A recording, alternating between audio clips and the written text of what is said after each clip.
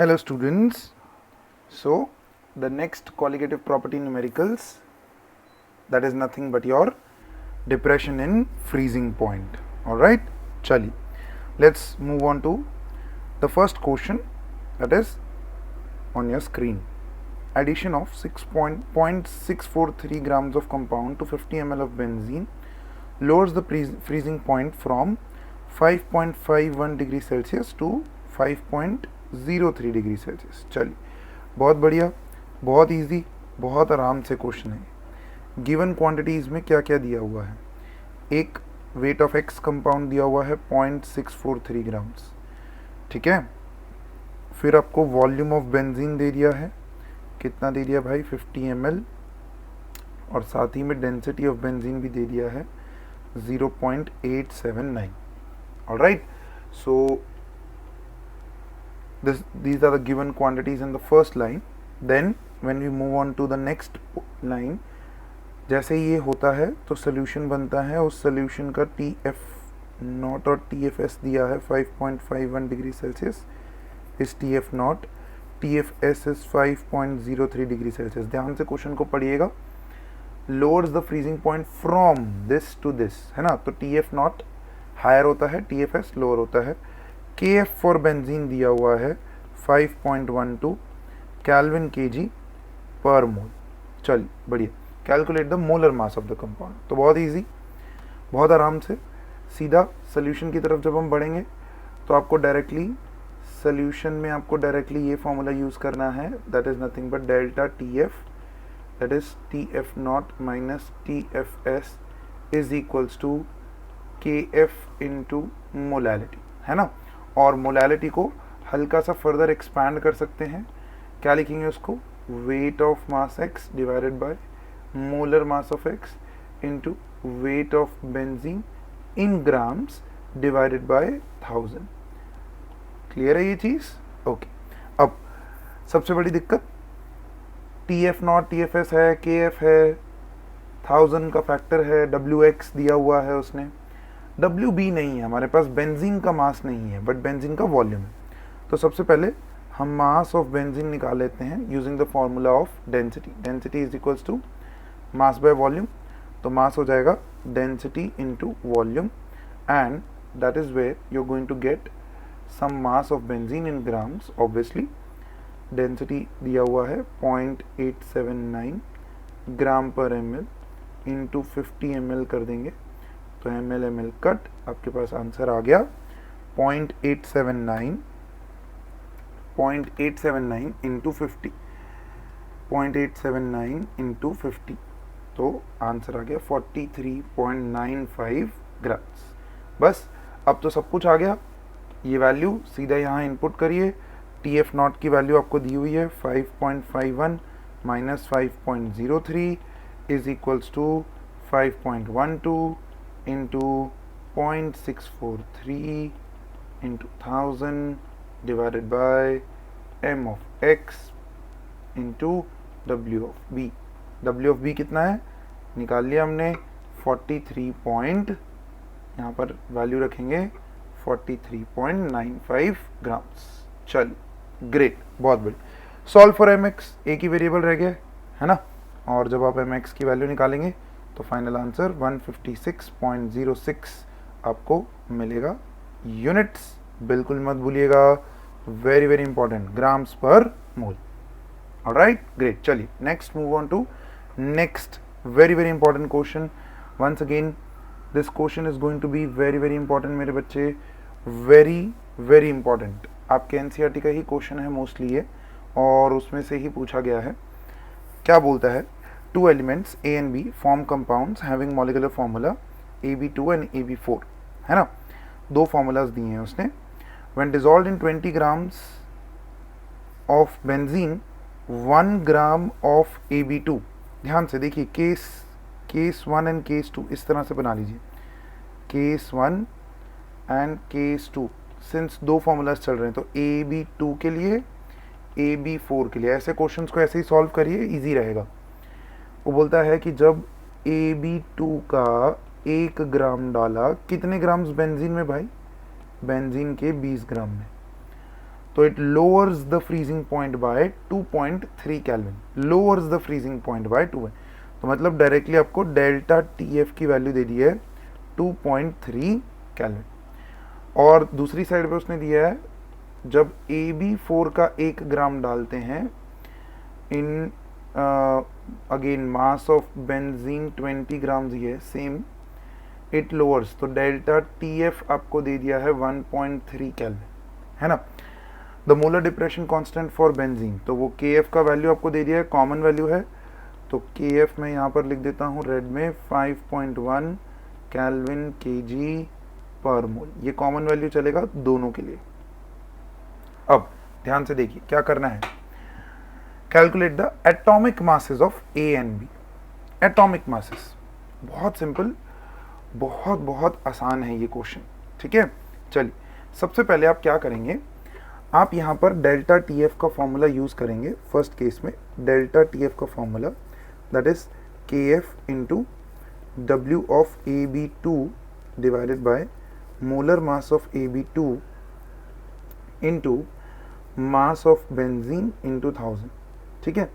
ये formula use करेंगे। Similarly same यही फॉर्मूला यहाँ पर भी यूज होगा, delta TF is equals to KF into W of AB4 आएगा इस बार, इंटू 1000 तो चलेगा ही, नीचे जाएगा molar mass of AB4 into mass of benzene. Clear. चलिए अब क्या करेंगे, आप यहाँ पर मोलर मासेस कैलकुलेट करेंगे, दोनों के मोलर मासेस। तो वैल्यूज रखिए 2.3 मोलर मास निकालना है, तो चलिए मोलर मास को उस साइड ले जाते हैं और 2.3 को नीचे ले आते हैं, तो डायरेक्टली क्वेश्चन सॉल्व हो जाएगा, टाइम भी बचेगा। So molar mass of AB2 is equals to KF 5.1 into 1 into 1000 divided by 2.3, delta TF नीचे आ गया, into mass of benzene 20। Alright, molar mass calculate करेंगे तो आपके पास 0 0 कट हो गया मेरे बच्चे, फाइनल आंसर आएगा 5.1 divided by 2.3 divided by 2 into 100, तो यहाँ आंसर आएगा 110.8, ठीक है, 110.8। इसको आप 111 लेके भी सॉल्व कर सकते हैं। Similarly molar mass of AB4, चलिए कैलकुलेट करिए, 5.1 into 1 into 1000 divided bye 1.3 into 20, once again 0 and 0 cut, 5.1 divided by 1.3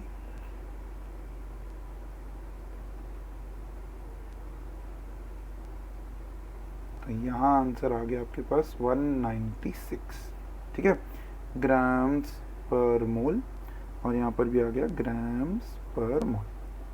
clear. चलिए this is the first part, molar masses calculate किए। ये आंसर नहीं है, हमको AB4 AB2 का मोलर मास नहीं निकालना था, हमको A और B का एटॉमिक मास निकालना है। तो चलिए यहाँ पर ऊपर वाला portion I will rub it off, किसी को नोट डाउन करना हो तो वीडियो स्टॉप करके you can take the screenshot of it. ये नीचे वाला पोर्शन का आंसर मैं यहाँ पर रखता हूँ। Let's go ahead and solve. Now what you do, assume atomic mass of A to be X and B to be Y। तो देखो MAB2 molar mass of AB2, how do you calculate that? You will get as X plus 2Y, और उसका value आपको मिल चुका है 111 grams, ठीक है। Similarly molar mass of AB4 will be X plus 4Y, और इसका वैल्यू आपके पास आ चुका है 196 ग्राम्स पर मोल, ग्राम्स पर मोल, ग्राम्स पर मोल। दो इक्वेशंस, दो variables, use the elimination method. Class 9th maths में आपने पढ़ा है एलिमिनेशन मेथड, दो इक्वेशंस, दो variable, use the elimination method and solve for x and y। तो आपके पास x का वैल्यू आ जाएगा 25.59 ग्राम पर मोल और y का आंसर आ जाएगा 42.64 ग्राम पर मोल। सिंपल, इजी है ना। चल, लॉन्ग क्वेश्चन था, इसीलिए ये आपका सॉल्यूशन चैप्टर में 3 मार्क में क्वेश्चन पूछा जाता है लॉट ऑफ टाइम्स। क्लियर? चल, see the next question. The molal freezing point depression constant for benzene is this. तो चलिए फटाफट से गिवन वैल्यूज निकालने की कोशिश करिए। वीडियो पॉज करके गिवन वैल्यूज निकालिए, पहले देखिए, टेस्ट करिए अपने आप को, are you able to do और नॉट। KF फॉर बेंजीन दिया है 4.9 केल्विन kg पर मोल, ठीक है। वो बोलता है सिलीनियम, सिलीनियम एक एलिमेंट है, इसका atomic symbol Fe, it exist as polymer of the type SEY, है ना। तो SEY के फॉर्म में वो एग्जिस्ट करता है, this is the form is given. तो बोलता है व्हेन वेट ऑफ सिलीनियम दे दिया है उसने 3.26 grams of selenium is dissolved in 226 grams of benzene, 226 grams of benzene. The observed freezing point is 0.112 degree Celsius lower than for pure benzene. ध्यान से समझना बच्चे, यही लैंग्वेज है। The observed freezing point is 0.112 lower than for pure benzene, मतलब delta TF दे दिया आपको डायरेक्टली। डेल्टा TF कितना दे दिया? 0.112 डिग्री सेल्सियस। क्लियर है बच्चे? प्योर बेंजीन से इतना कम है, तो सीधा आपको डेल्टा TF दे दिया। Now we have to deduce the formula, molecular formula of selenium SEY जो अपने को दिया हुआ है, उसमें अपने को Y का जो वैल्यू है वो फाइंड आउट करना है। बहुत खूबसूरत क्वेश्चन है, प्लीज़ इस क्वेश्चन को अच्छे से समझिएगा। Let's see the solution first of all. सबसे पहले हम क्या करेंगे, हम delta TF is equals to KF into molality का फॉर्मूला यूज़ करेंगे, जिसमें हम मोलैलिटी को वंस अगेन एक्सपैंड कर डालेंगे into very interesting part, that is nothing but mass of selenium divided by molar mass of selenium into mass of benzene into 1000, since grams में है। तो सबसे पहले हम यहाँ पर क्या फाइंड आउट करेंगे मेरे बच्चे, हम फाइंड आउट करेंगे मोलर मास ऑफ सिलीनियम, ये फाइंड आउट करेंगे। तो मोलर मास ऑफ सिलीनियम के टर्म्स में अगर आप वैल्यू लेके आएंगे तो आएगा 4.9 इंटू 3.26 इंटू 1000 डिवाइडेड बाय आपके पास डेल्टा TF की value 0.112 into 226, and the moment you sort this equation out, तो 4.9 into 3.26 into 1000 divided by 0.112 into 226, you are going to get as 632 grams per mole. This is what you are going to get as molar mass of selenium from the given data. ठीक है, अब ध्यान से देखिएगा, ये जो molar mass निकला है ये हमारा सिलीनियम का मोलर मास है। अब आपको SEY देखो, यहाँ पर एटॉमिक मास ऑफ सिलीनियम दिया हुआ है। अब SEY इसका फॉर्म ढूंढना है, तो मतलब इस SEY का जो मोलर मास होगा that will B Y into 78.8, होगा कि नहीं, है ना बच्चे। और ये Y into 78.8 is actually equals to 632। देखो ये आपने निकाल लिया है कि भाई ये SEY का जो मॉलिक्यूलर फॉर्मूला रहेगा वो क्या रहेगा बच्चे, 632 मॉलिक्यूलर मास। तो 632 is equals to Y into 78.8। Solve for Y, यही तो ढूंढना था। तो 632 डिवाइडेड बाय 78.8, आपके पास Y की वैल्यू अप्रॉक्सीमेटली आ जाएगी 8। तो आपका फाइनल आंसर रहेगा SE8, and that is what is given over here. Molar mass का भी आंसर दिया हुआ है। प्लीज़ इस वीडियो को पॉज करके या रिवाइंड करके वापस से इस क्वेश्चन को समझ लीजिएगा, because it's very very important. Alright, great. चलिए let's move on to the next question. Now this question is going to be your homework, since already 3 question हम सॉल्व कर चुके हैं। The first question was this, second question was this, and the third question, all the varieties, all the types to your board levels I have sorted out. Fourth question आपका homework रहेगा, try to find out what is asked, right. Urea dissolve किया है in certain solvent, decreases its freezing point by 0.211 kelvin, तो मतलब delta T F दे दिया directly, और दूसरा दिया 1.6 grams of unknown compound and dissolve.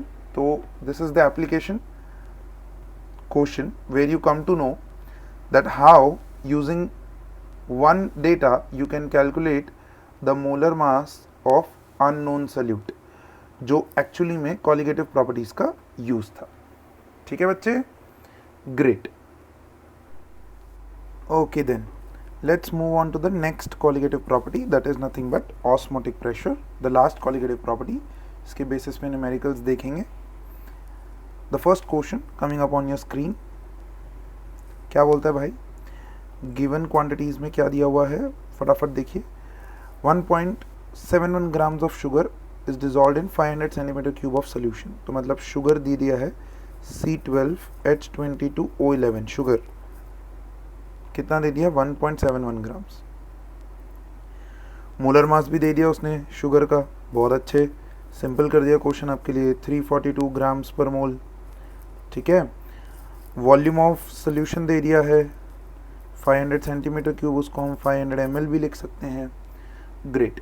What will be its osmotic pressure, R का value वो बोल रहा है 0.083 बार लीटर पर मोल पर केल्विन, ऐसा यूज़ करना है। क्लियर है, बहुत सिंपल। तो चलिए देखते हैं सोल्यूशन के अंदर बहुत सिंपली ऑस्मोटिक प्रेशर का फॉर्मूला यूज़ करना है, pi is equals to molarity into R into T. Simple. T क्या लेंगे, 300 केल्विन दिया हुआ है, यहाँ पर टी इंपॉर्टेंट है, ध्यान रखिएगा। टी अगर डिग्री सेल्सियस में है उसको केल्विन में कन्वर्ट करना है, एब्सोल्यूट टेम्परेचर है ये। So pi is equals to moles, molarity हो जाएगा 1.71 डिवाइडेड बाई 342 इंटू 500 ml है, तो यहाँ 1000 का फैक्टर जाएगा। आर की वैल्यू आ गई 0.083 इंटू 300, बस यही तो कैलकुलेट करना है। 0 और 0 गया, कैलकुलेट करें 1.71 into 1000 into 0.083 into 3 divided by 342 and further divided by 5, तो आपके पास पाई का आंसर आ जाएगा 0.249 बार। Simple, easy. चलिए, every question has its own variety. ठीक है, देखिए नेक्स्ट क्वेश्चन बहुत simple, once again very easy. Calculate osmotic pressure of the solution obtained by mixing 100 ml of 3.4% solution of urea and 100 ml of 1.6% solution of cane sugar. तो समझो बच्चे, given quantities में आपके पास दो पार्ट है, दो part, एक यूरिया का पार्ट है और एक केन शुगर का पार्ट है। यूरिया का मोलर मास दे दिया उसने 60, केन शुगर का भी मास दे दिया 340। 3.4% का मतलब क्या है, मास ऑफ यूरिया कितना हो जाएगा 3.4 grams। क्लियर है। वॉल्यूम ऑफ सोल्यूशन आपको दे दिया है, वॉल्यूम ऑफ सोल्यूशन दे दिया है कितना 100 ml, डन है। Similarly mass of cane sugar mass of cane sugar 1.6 grams और वॉल्यूम ऑफ सोल्यूशन उसका भी दे दिया है, कितना दे दिया भाई 100 ml। ग्रेट। वो बोलता है इन दोनों को मिक्स करने पे एक सोल्यूशन बनेगा, उसका ऑस्मोटिक प्रेशर चाहिए। तो देखो इस क्वेश्चन को सॉल्व करने के दो तरीके, एक आप इस क्वेश्चन में यूरिया का अलग से पाई निकालें, take out the urea pi and take out the cane sugar pi, अलग से निकालें। Simply molarity into R into T हो जाएगा, molarity into R into T हो जाएगा, सिंपल। और लास्ट में फाइनल पी टोटल हो जाएगा pi urea plus pi of C S, that's it, that will be your answer. Clear, very simple, very easy. बस इस क्वेश्चन में जब आप सॉल्व कर रहे होंगे तो प्लीज एक चीज का बहुत ध्यान रखिएगा, वेरी वेरी इंपॉर्टेंट, सिंस हम फाइनल सोल्यूशन का क्या ढूंढ रहे हैं बच्चे, फाइनल सोल्यूशन का ऑस्मोटिक प्रेशर ढूंढ रहे हैं, तो यहाँ पर जब मोलैरिटी में मोल्स बाय वॉल्यूम करेंगे ना, मोल्स बाय वॉल्यूम, यहाँ पर भी मोल्स बाय वॉल्यूम करेंगे, तो ये वॉल्यूम 100 ml नहीं लेना है, ये वॉल्यूम यहाँ पर 200 ml लेना है दोनों ही केसेस में, बिकॉज फाइनल सोल्यूशन का वॉल्यूम तो कितना हो जाएगा बच्चे, 200 ml, है कि नहीं बच्चे? So please take care of this is very very important, बहुत इंपॉर्टेंट है ये समझना। इसका ऑल्टरनेटिव मेथड भी है, वेरी सिंपल ऑल्टरनेटिव मेथड। क्या कर सकते हैं आप इनिशियली मोल्स ऑफ यूरिया निकाल सकते हैं and moles of cane sugar निकाल सकते हैं। क्लियर? मोल्स ऑफ यूरिया कुछ निकलेगा, that will be 3.4 divided by 60 and moles of cane sugar कुछ निकलेगा, क्या निकलेगा बच्चे, 1.6 डिवाइडेड बाय 342। तो दोनों के जब मोल्स निकालेंगे तो 3.4 divided by 60 0.0567 and this is 0.00472। ठीक है, दोनों के मोल्स प्लस कर दो, वही तो आपका थर्ड सोल्यूशन है। सो सोल्यूशन मोल्स जिसका ऑस्मोटिक प्रेशर निकालना है, that is moles of urea plus moles of cane sugar. Actually में कर वो ही रहे हैं।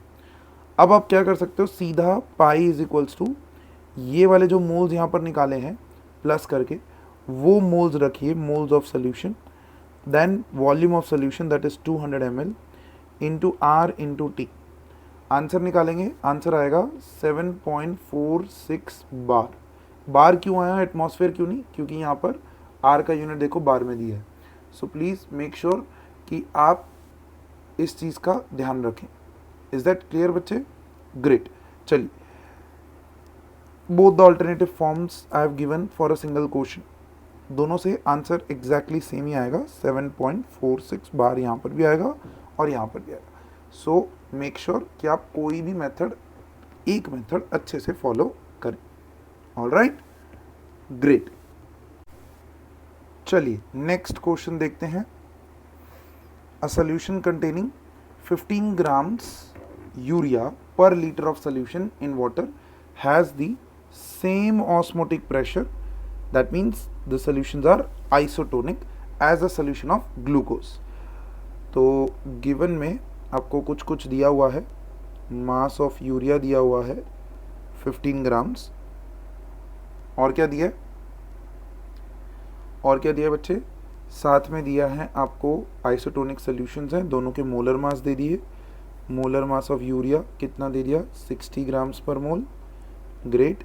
मोलर मास ऑफ ग्लूकोज दे दिया 180 grams पर मोल, और ये तो अभी वैल्यूज़ रट गई होंगी मेरे बच्चों को, इतनी बार हमने ग्लूकोज और यूरिया का मोलर मास कैलकुलेट कर लिया है। फाइंड क्या करना है भाई, what we need to find out is the mass of glucose, sorry W glucose ढूंढना है, मोलर मास तो दिया है। तो सिंपल है भाई बच्चे, आपको याद होगा जब भी हमने वीडियो में आइसोटोनिक सोल्यूशन समझाया था तो हमने आपको बताया था आइसोटोनिक सोल्यूशन मतलब pi 1 is equals to pi 2। तो यहाँ के लिए pi urea is equals to pi glucose, और अगर पाई इक्वल है और टेम्परेचर कांस्टेंट है, आर तो वैसे ही कांस्टेंट है, तो आप लिख सकते हैं सीधा molarity of urea is equals to molarity of glucose. Simple question. चलिए सीधा क्या करेंगे आप यहाँ पर, given mass of urea upon molar mass of urea into volume of solution, अगर ml में है तो 1000 चला जाएगा ऊपर, okay, that is equals to given mass of glucose divided by molar mass of glucose into volume of solution। Clear है? अब क्या बोल रहा है वो, पर लीटर सोल्यूशन है, तो भाई ये फैक्टर पूरा और यहाँ पर भी ये फैक्टर पूरा कैंसिल हो जाएगा, तो सीधा आंसर निकालना है आपको वेट ऑफ ग्लूकोज का। तो निकाल लीजिए भाई, वेट ऑफ ग्लूकोज क्या हो जाएगा, weight of urea into molar mass of glucose divided by molar mass of urea. Values रखिए, आंसर रेडी हो गया। सिंपल सा क्वेश्चन था, बस यही एक टिप था यहाँ पर कि अगर कांस्टेंट टेम्परेचर है तो आर तो वैसे ही कांस्टेंट है, तो आइसोटोनिक सॉल्यूशंस के लिए you can directly equate their molarity. Is that perfectly okay to all of you? Very important, very easy question बच्चे, ध्यान देना इस चीज़ के ऊपर। बड़े ही आराम से ये क्वेश्चन सॉल्व होगा और फाइनल आंसर आपको 45 ग्राम्स के फॉर्म में मिलेगा। वही तो वो पूछ रहा था कि कितना ग्लूकोज का मास होगा उस पर litre solution if it is isotonic with urea. तो this is where your colligative properties के क्वेश्चंस एंड हो गए हैं and you have the last question. Once again the trend being followed, the last question will be your homework question. Please अच्छे से उस homework question को solve करिए, practice करिए। NCERT end exercise questions, NCERT के एंड एक्सरसाइज क्वेश्चंस को बिना भूले आपको अच्छे से सॉल्व करना शुरू कर देना चाहिए। Is that clear? This book over here is your god, remember it. यहीं से आपके कॉन्सेप्ट क्लियर होंगे। Once you clear the concept then you can go on to solving advance questions. मैंने यहाँ पर अभी बहुत सिंपल बहुत आसान वाले क्वेश्चंस रखे हैं। लैंग्वेज में ज़्यादा ट्विस्ट एंड टर्न्स नहीं है, but yes we will surely come up with a full and final video of solution numericals, जिसमें अच्छे हम न्यूमेरिकल्स कुछ देखेंगे, प्रीवियस बोर्ड क्वेश्चंस भी देखेंगे। So will come up with that soon. Alright, चलिए, ग्रेट।